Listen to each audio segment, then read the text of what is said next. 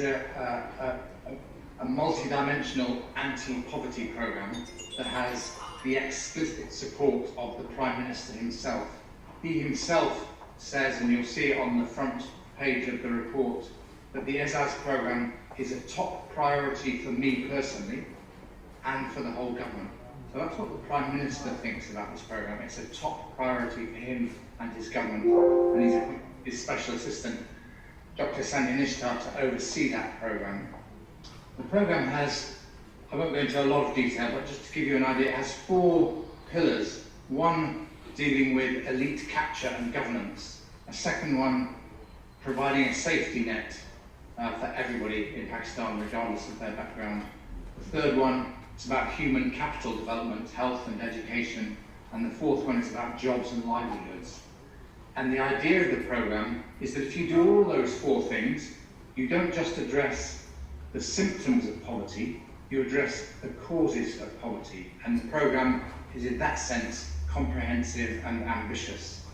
And in order to oversee the programme, the Prime Minister and the bureaucracy in Islamabad has created a new ministry called PAS, Poverty Alleviation and Social Security, with 2 excellent secretaries there working with Dr. Sania to ensure that this programme is successful. And because of the breadth of the programme, it involves many of the other ministries in the country, and indeed it involves not just the federal government, but the provincial governments. So these are the words of background so you understand the scale and ambition of the ESAS programme. I want to now say 4 things about what we saw, what we think about that programme now we've had time to examine it and to prepare this report. The first thing to say is that it's had a very strong first year or so. It's got off to a really good start. And when you imagine that this was established before the COVID-19 crisis, you realise that that is an impressive achievement to have a successful year through such a challenging time in Pakistan and indeed everywhere across the world. What we've seen in that year or so of the establishment of ESAS is a shift from the politics of patronage, using politics to reward your friends, to the politics of performance, using politics to deliver for the people, measurable results. And that's a very, very important shift. And I congratulate those involved in the ESAS programme and Dr. Sania herself for bringing back that shift. And that's the title we've chosen for our report. Let me give an example, because this has been the most urgent priority given the year that we've been living through around the world. I want to give the example of the ESAS Emergency Cash Programme, but remember it's one part of this wider multi-dimensional programme. The ESAS Emergency Cash Programme is a very large programme delivering cash transfers to 15 million people. And if you take the fact that the average family size in Pakistan is 5 or 6, you're talking about up to 90 million direct or indirect beneficiaries from this programme. And what Dr. Sania and her colleagues in the past ministry have done is deliver that cash in a way that is rapid, is efficient, is digital, and has massively reduced any risks of corruption. And they've done that by doing it digitally with the best technology, by constantly reviewing it. They've done that by checking the national ID and the bank account of every single individual. And there's been an auditable process. So that's all there for the record, it's auditable. This is very, very impressive to get that amount of cash to that many people that fast and that effectively in these very difficult circumstances that we've been living through. By the way, if you, for some reason, haven't got a bank account, you can opt in, but again, there are rigorous checks on identity. They also, in setting that programme up, removed 800,000, just over 800,000 people from the previous beneficiaries of the BISC programme. They removed beneficiaries, for example, where the spouse had travelled abroad, or the person himself or herself had travelled abroad. They removed beneficiaries where the spouse was a government employee. And in that way, they took 800,000 people off the original list to make sure that the money was actually going to people that it was intended for, to alleviate poverty and not to benefit people who had no right to that money. So that's very impressive. How did that work? Well, in the first part of the year, when the COVID-19 crisis hit Pakistan and everywhere around the world, between March and May, the program design was worked out. The banks were brought on board. 2 banks who won an open competition became the partners of the government, and Sania Nishtar herself spent time every day working with people who were organising that program in the banks and or in the provinces to make sure that the program worked and that problems as they arose were solved instantly. That itself was a very, very impressive bit of implementation. And one of the things that Dr. Sania and her colleagues in the past ministry have done very well is build good relationships across the federal government, with the cabinet and obviously with the Prime Minister, with the provinces. I've spoken to people in the provinces who are very, very impressed by the way the federal government has organised this. As you know, it's not always the case that people in the provinces in Pakistan think that the federal government has done a good job, but in this case, they unanimously do think that. I've spoken to the people in the banks. They too are very impressed by the daily routines that Dr. Sania achieved. And above and beyond all of that very meticulous implementation, Dr. Sania, and sometimes the Prime Minister as well, made field visits to check that the programme was working at the front line. They weren't just waiting in Islamabad to hear the feedback, they went to find it. They went to see what was happening for themselves. So that phase has been really important. If I can quote a British Prime Minister from the past, Winston Churchill, it's not the end of the programme, it's not even the beginning of the end, but it is the end of the beginning. This first phase has been extremely successful, but now, and you will have seen some of these announcements made in recent weeks, now the issue is to move the programme to be a system-wide delivery system to tackle poverty at its root causes, not just its symptoms, but its causes. And that's the process that's now beginning to happen. One coordinated strategy led by the Prime Minister and by Dr. Sania on his behalf, but involving the whole government. And I believe this will be one of the most ambitious programmes anywhere in the world to tackle poverty, and Pakistan should be proud to have that programme within its borders. I know Dr. Sania and her colleagues in the past ministry are working to design an effective delivery function to make sure that the whole coordinated strategy, not just the cash transfers that I've talked about, is properly organised, is properly delivered, and is monitored as it's implemented, and problems are solved as they arise. The last point I'll make concerns Dr. Sania's personal leadership of this programme. I've seen many leaders around the world implementing ambitious programmes. That's the work I do in many, many countries.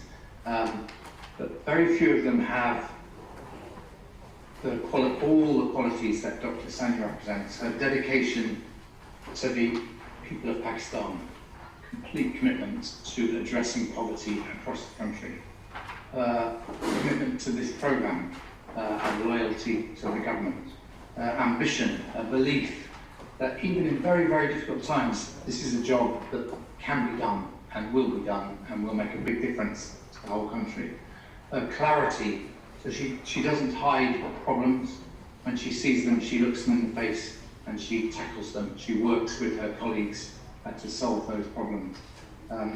In the early days of the design of the programme, she had a board with lots of yellow sticky labels on it, and she carried it round Islamabad through ministries saying, this is what I'm going to do, what do you think, consulting people, getting them on board, sharing her thinking with them and learning from them all the time. That then became the first draft of what is now the This As programme. her perseverance. This is difficult work. Addressing poverty in any country is a very challenging thing to do. It needs persistence. It needs to be seen through day after day. It's not something you announce in a press conference and then leave it to work. You have to work at it daily. She is working day and night to get this job done, along with her excellent secretaries. So I congratulate her on that. And probably the most important thing I haven't mentioned yet, and everybody I've spoken to, whether in the banks or the provinces or the different parts of the federal government, has huge respect for Dr. Sania's integrity. They trust her. They know that she is somebody who's genuinely committed to the politics of performance, not the politics of patronage. So those are my opening remarks. Thank you again, Minister, for the opportunity to contribute. Thank you, Dr. Sania, for the opportunity to collaborate with you, and thank you to everybody in Pakistan for the opportunity to join you for this conversation. Thank you, Sir Michael Baba, for your views. Now I would request Dr. Sania Nishtar if she wants to say a few things. Thank you, Minister Saab. I'll be very brief. I want to thank you, Michael. We're deeply honored, deeply humbled by your comments. Sir Michael Barber is a great friend of Pakistan. He knows Pakistan very well. He's been deeply involved in assessing various initiatives. He's been advising governments. He's traveled in Pakistan far and wide. He knows the system extremely well.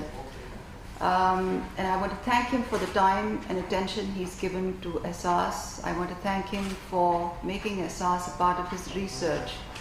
And I want to thank him for the encouragement and for the very valuable recommendations that he has given us. Michael, I'm going to switch to Urdu and we will make the proceedings of this conference, of this press conference, available to you, and will direct and translate any questions that we have. But let me begin. मैं इब्तिदा करना चाहती हूँ. सबसे पहले तो minister साहब का कि वो आज खुद तशरीफ़ लाए, उनकी सरबराही में ये प्रेस कॉन्फ्रेंस मुनक़िद हुई. बहुत से सीनियर मेंबरान आज यहाँ मौजूद हैं. मैं आपका शुक्रिया अदा करना चाहती हूँ कि आपने टाइम निकाला. सर माइकल बार्बर हुकूमती अमूर में एक वर्ल्ड अथॉरिटी माने जाते हैं. ख़ास तौर पे हुकूमतों की जो डिलीवरी कैपेबिलिटी होती है, उनकी जो कारकर्दगी से मुतल्लिक जो साइंस है, जिसको डिलीवरोलॉजी कहते हैं, ये लफ्ज़ इन्होंने ईजाद किया. इस पे किताबें लिखी, मरासले लिखे. How to run a government जो इनकी किताब है, पेंगुइन प्रेस की, बहुत ही मशहूर किताब है.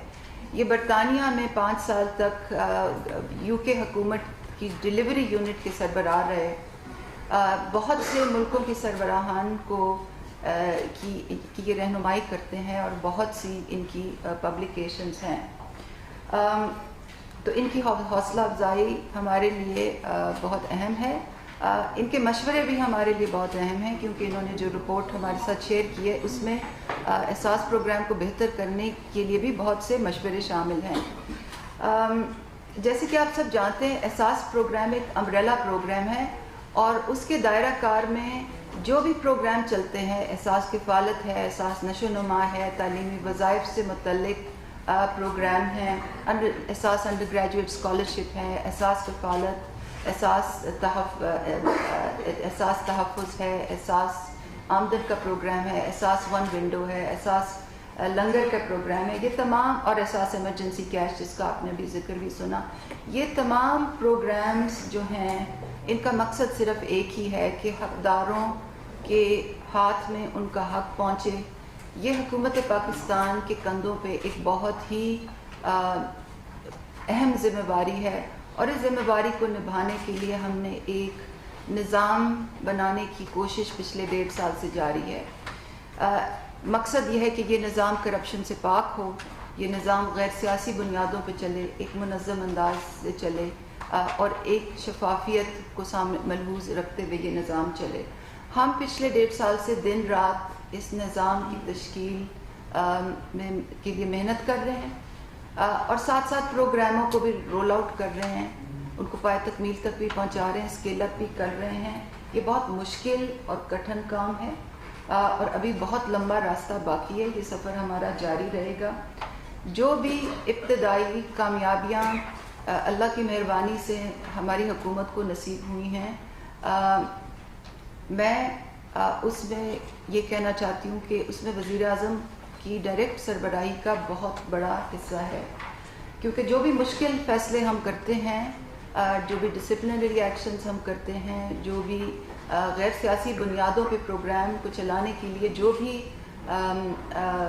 फ़ैसले करने होते हैं, वो उनकी डायरेक्ट सपोर्ट के बगैर बहुत ही मुश्किल हो जाते। तो मैं उनकी बहुत शुक्रगुज़ार हूँ कि उन्होंने डायरेक्टली इस प्रोग्राम की सरबराह हमारी रहनुमाई भी की, सरबराही भी की, और मुश्किल फ़ैसले करने में जो भी हमें सपोर्ट दरकार थी वो भी हमारे पीछे खड़े रहे। मैं ये भी कहना चाहूँगी कि इस प्रोग्राम को सक्सेसफुल बनाने में पूरी हुकूमत की नेक नियति शामिल है, और सबसे ये भी मैं कहना चाहूँगी कि मेरी टीम की मेहनत, मेरे सेक्रेटरीज़ की नेक नियति भी इसमें सब शामिल है। ये सफ़र अभी इब्तिदा हुई है, ये सफ़र इंशाअल्लाह जारी रहेगा।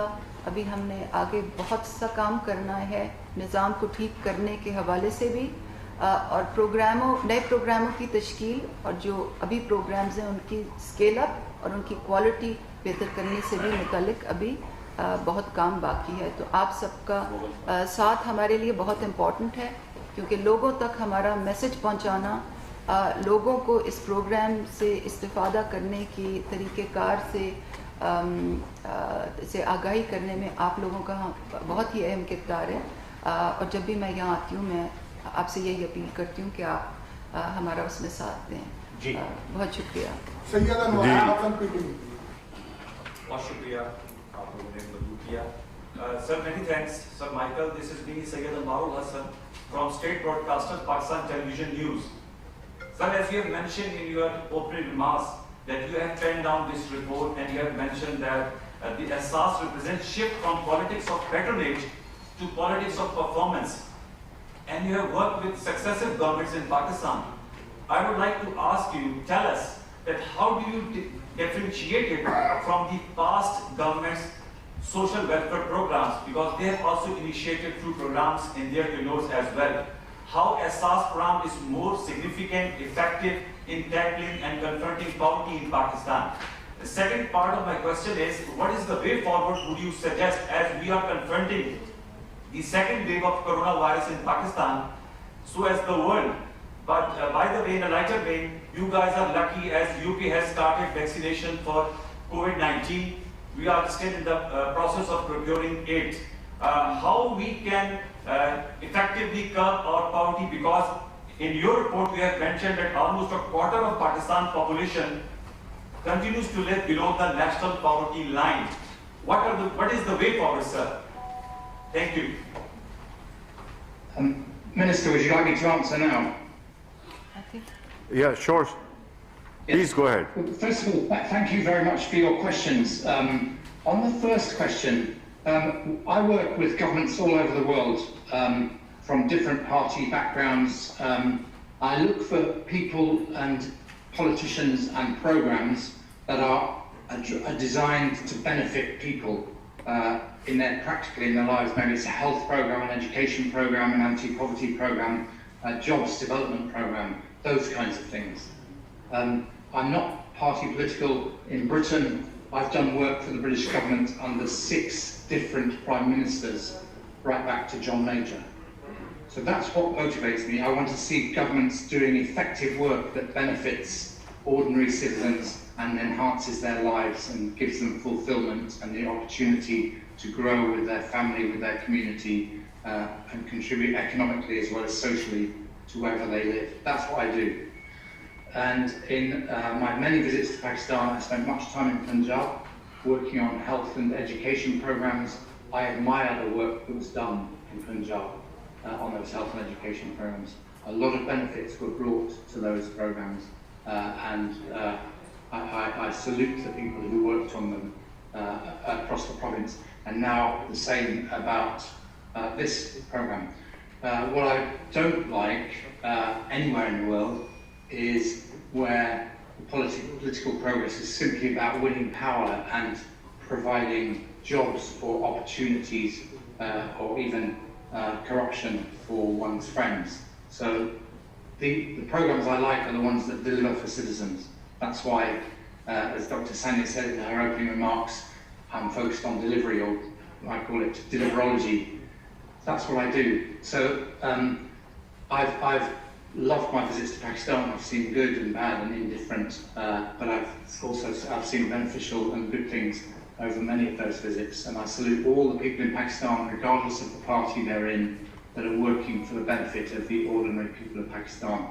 And I salute very much the current Prime Minister, Dr. Sania, and her colleagues in government for the work they're doing on anti-poverty. As I said earlier, I think it will be an example, not just of great work in Pakistan, but an example to the world as to how to tackle poverty.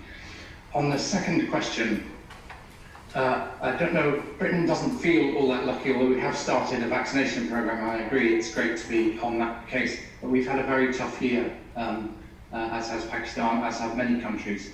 I think that we've learnt collectively as a world how to manage this pandemic. We've got better at it. I spent yesterday talking with the leadership of the World Health Organization about the management of the pandemic, what we've learnt and what we can do in the future to minimise the damage of events such as the COVID-19 crisis. While we wait for the vaccination to be spread around the world, as you probably know, there's a big effort funded in part by the Gates Foundation, partly by other large global donors, called COVAX, to get the vaccination around the world as rapidly as possible over the next year or two, and people are working on that. That's a good thing.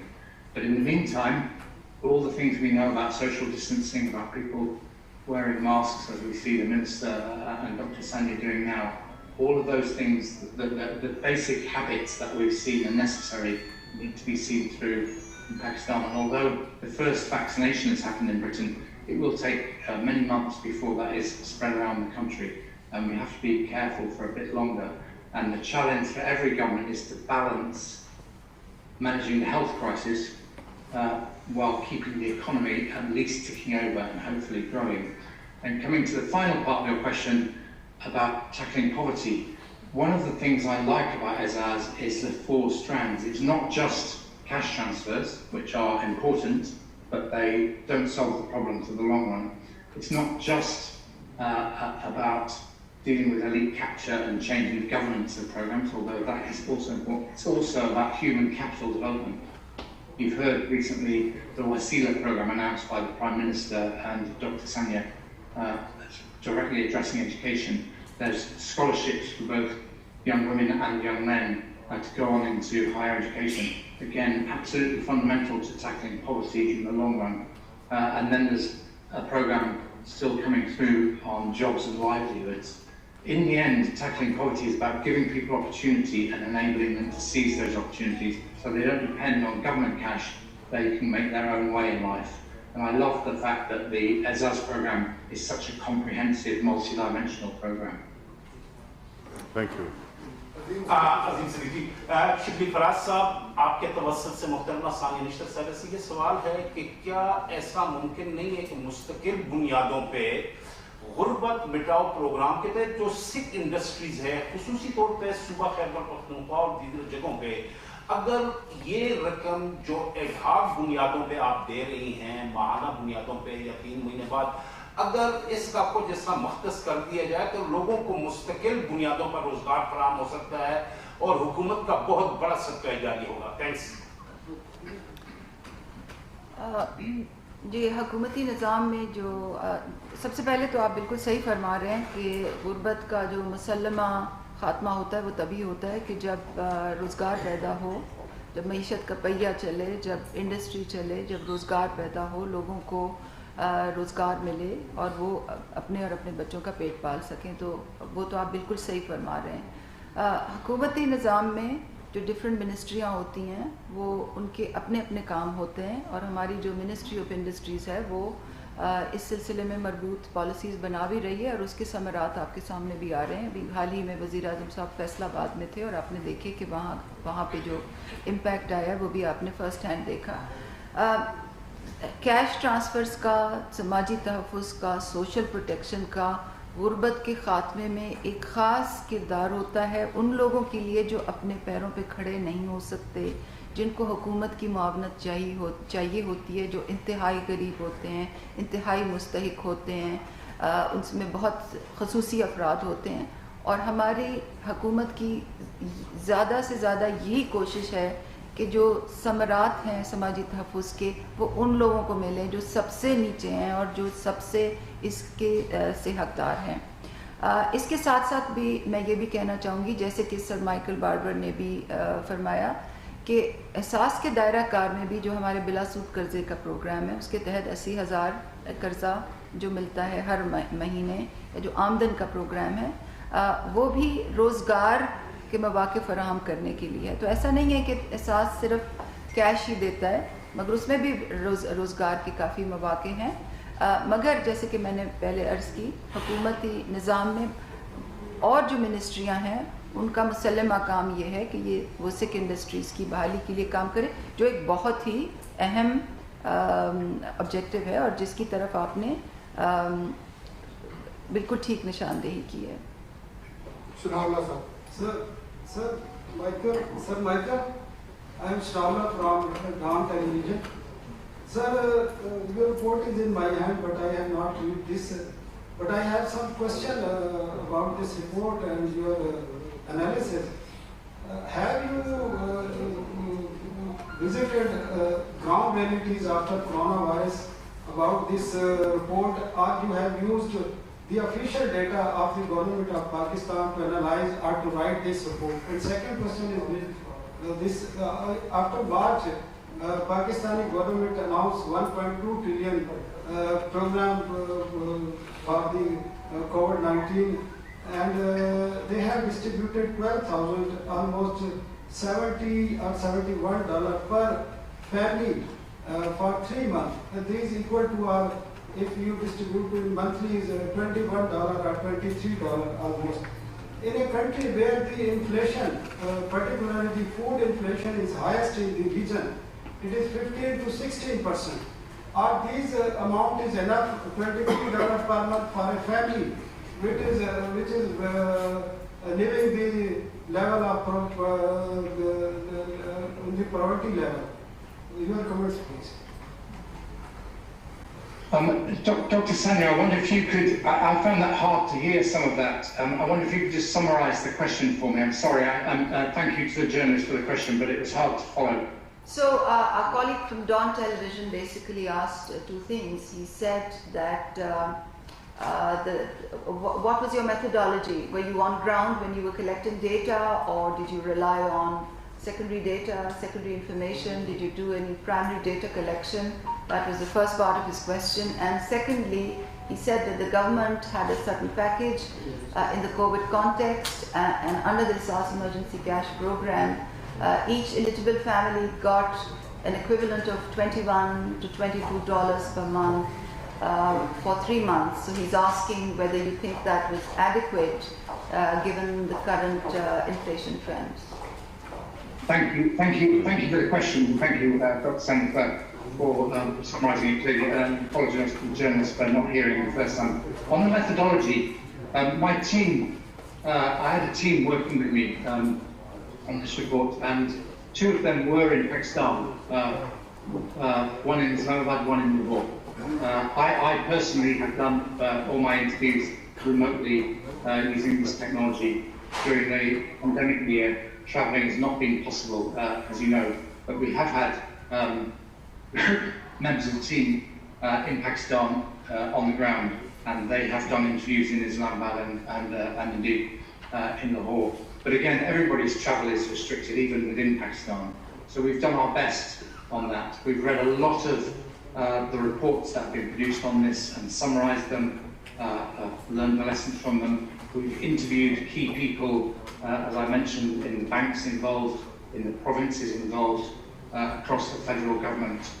So we've read reports. We've also taken reports not just from government, but independently produced by aid agencies or whatever. So we've looked at a lot of secondary sources. We've done a lot of primary research directly, interviewing people involved in the program in different ways, and taking their perspectives into account. And the team of 4 of us, 2 of them were permanently in Pakistan, and indeed are proud citizens of Pakistan. On the package, look, the emergency, the Azaz emergency cash transfers were very, very important. They were a lifeline for 15 million people and their families. You can always argue about what's enough, but they made all the difference to those families. So I think that was a great step forward. You mentioned the inflation rate. I think that's really a question for Dr. Sania and the government to be thinking about what happens to that cash transfer program in the future. That's not part of our report, but clearly it's something any government would need to keep under review. Just a quick response on the inflation aspect. You would notice that one of the 142 actions of SAS is inflation adjustment of the cash transfer. So yes, we are working on that. But as far as the size of the cash transfer goes, in terms of SAS emergency cash, that was calculated based on basic subsistence need for 3 months, which is what the government was looking at in March when COVID-19 had struck and the country went into a lockdown. जी पाकिस्तान में तो मौजूदा लहर के दौरान lockdown नहीं किया गया, लेकिन आज़ाद कश्मीर में गुज़श्ता काफ़ी दिनों से लॉकडाउन है। वहाँ कारोबारी जो अफराद हैं मुतासर हैं और आम आदमी भी। तो आपने पहले पैकेज में तो जो भी उनको दिया, लेकिन इस लहर के दौरान आज़ाद कश्मीर की जो कारोबारी तबका है उनके लिए क्या पैकेज का ऐलान किया है और कितना किया, कितनी रकम अखज़ की गई है आपने? सर, आपसे क्वेश्चन ये है कि जीबी को आज आपने सूबाई सेटअप दे दिया, आज इंसानी हुकूक की जो आलमी दिन के मौके के ऊपर आज़ाद कश्मीर क्या समझते हैं कि आज़ाद कश्मीर में भी आइंदा सूबाई सेटअप बना देना चाहिए, क्या तजवीज़ है? गवर्नमेंट ऑफ AJK से अगर कोई स्पेशल रिक्वेस्ट आई है कोविड कॉन्टेक्स्ट में असिस्टेंस के लिए, तो मैं उससे वाकिफ़ नहीं हूँ, और अगर वहाँ से कोई स्पेशल रिक्वेस्ट आएगी तो I am sure the government will deal with it on a priority basis. जहाँ तक आपने जो आपके सवाल का दूसरा हिस्सा था उसका मैं ये कहूँगा कि कल मैं और अली अमीन गंडापुर साहब जो कि मुतल्लिका वज़ीर हैं इन इलाकों के, हम एक बाकायदा प्रेस कॉन्फ्रेंस कर रहे हैं जिसमें आपको तमाम इन सवाल का जवाब मिल जाएगा। अच्छा मैडम, एक सवाल है कि इंतहाई गरीब लोगों के लिए खास प्रोग्राम है, इंतहाई अच्छा प्रोग्राम है, लेकिन लोगों को इन्फॉर्मेशन नहीं है, लोग इस तक पहुँच नहीं पा रहे, उनको समझ नहीं है कि हम, तो क्या कोई ऐसा फ्रेंचाइज टाइप या कोई ऐसी जगह बनाई जा रही है जहाँ हर बंदा जाके अपनी इन्फॉर्मेशन दे सके और डेटा कलेक्ट करवा सके कि मैं इसके लिए ऐड हूँ या नहीं? क्योंकि हमने जो कलेक्शन डेटा कलेक्ट किया उसमें लोगों को पता नहीं है कि हम इसके ऐड हैं, या गरीब इंतहाई गरीब लोग हैं, लेकिन ना उनके पास इंटरनेट की फैसिलिटीज़ है ना कोई दूसरी फैसिलिटीज़ है। इस बारे में आप क्या कहते हैं? आपका बहुत अच्छा सवाल है, क्योंकि हमारे लिए अब क्योंकि प्रोग्राम्स कुछ हद तक पहुंच गए हैं और अब हम उनकी स्केल अप के लिए कोशिशें जारी हैं, हमारे लिए सबसे बड़ा चैलेंज ही इंफॉर्मेशन है कि लोगों तक इंफॉर्मेशन पहुंचे, करेक्ट इंफॉर्मेशन पहुंचे, और जो बदउनवान अनासिर जो उनको मासूम लोगों को ट्रिक करने की कोशिश करते हैं वो इंफॉर्मेशन उन तक ना पहुंचे। तो इस सिलसिले में हम काफ़ी इक़दाम कर रहे हैं और इंशाअल्लाह 2021 के पहले क्वार्टर में आप देखेंगे कि एहसास का एक एहसास सेंटर खुल जाएगा जो फिर बाकी शहरों बाकी डिविजन्स में रेप्लिकेट होगा। एहसास सेंटर में वन विंडो ऑपरेशंस की सहूलियात होंगी कि अगर किसी ने रजिस्ट्रेशन करानी है तो वहाँ आए, किसी की कंप्लेंट है तो वो वहाँ आए, किसी ने अपनी एलिजिबिलिटी देखनी है तो उसके लिए वहाँ सहूलत मौजूद हो, अगर कोई हकदार है तो वो ATM से वहाँ पैसे निकालने आए, अगर वो फंस जाए तो वहीं कंप्लेंट वाले लोग बैठे हों, वहीं पे एहसास आमदन का डेस्क हो, एहसास बिलासूद कर्ज़े का डेस्क हो, वज़ाइफ से मुतल्लिक तफसीलात लोगों को मुहैया किए जाएँ, मुस्तहिक घराने अपनी ख़वातीन को क्या रोज़गार के मौक़े दे सकते हैं वहाँ उसकी भी इंफॉर्मेशन मौजूद हो, नशो नमा के भी कियोस्क मौजूद हो। तो इंशाअल्लाह अगले 3 माह में जो पहला एहसास सेंटर है वो खुल जाएगा। आप सबको इंशाअल्लाह मैं वहाँ दावत दूँगी, और एहसास सेंटर के साथ साथ हमारी जो ڈیجیٹل انٹرفیس ہے. اب آپ یہ کہیں گے کہ بہت جو غریب لوگ ہیں ان کے پاس تو انٹرنیٹ نہیں ہوتا, مگر وہ ہم سہولت اس طرح اس لیے بنا رہے ہیں کہ جو معاشرے میں لوگ ہیں جو سمجھ بوجھ رکھتے ہیں, جن کے پاس فون ہے, جو انٹرنیٹ کو ایکسیس کر سکتے ہیں, وہ انفارمیشن لوگوں تک پہنچانے میں ہماری مدد کریں. اور انوار صاحب یہاں بیٹھے ہوئے ہیں, میری ان سے خصوصی استدعا ہوگی کہ پی ٹی وی اور ریڈیو کو ہم میکسیملی اس کے لیے یوز کریں. تو انشاءاللہ اگلے 3 مہینے میں آپ آخری سوال سردار سر ایسے ہے کہ حکومت کی جانب سے جو ہے وہ کووڈ کے عدم پھیلاؤ کے لیے جو اقدامات ایک طرف کیے جا رہے ہیں اسی کا حصہ ہے. تو اپوزیشن کل ایک بار پھر اپوزیشن نے کہا ہے کہ ہم ہر صورت جلسہ کریں گے. دوسرا انہوں نے یہ بھی کہا کہ جو تھریٹس الرٹ ان کو ملے ہیں اس پہ ہم ماضی میں خان صاحب کو سیکورٹی فراہم کرتے ہیں. کوئی ایسی تھریٹس ہیں اور کیا اپوزیشن دیکھیں میری ریکویسٹ ہی ہوگی کہ آج شام کو میں پریس کانفرنس کر رہا ہوں اسی موضوع پہ, تو آج کے جو سوالات ہیں وہ اگر سر مائیکل بابر کی موجودگی کو ہم فائدہ اٹھا سکیں, اگر اس احساس ریلیٹڈ سوال ہوں تو ہم اپریشیٹ کریں گے. باقی جو ہے تو آج شام کو میری پریس کانفرنس ہے, تو جتنے سیاسی اور دوسرے سوالات ہیں وہ آپ مجھ سے پوچھ سکتے ہیں.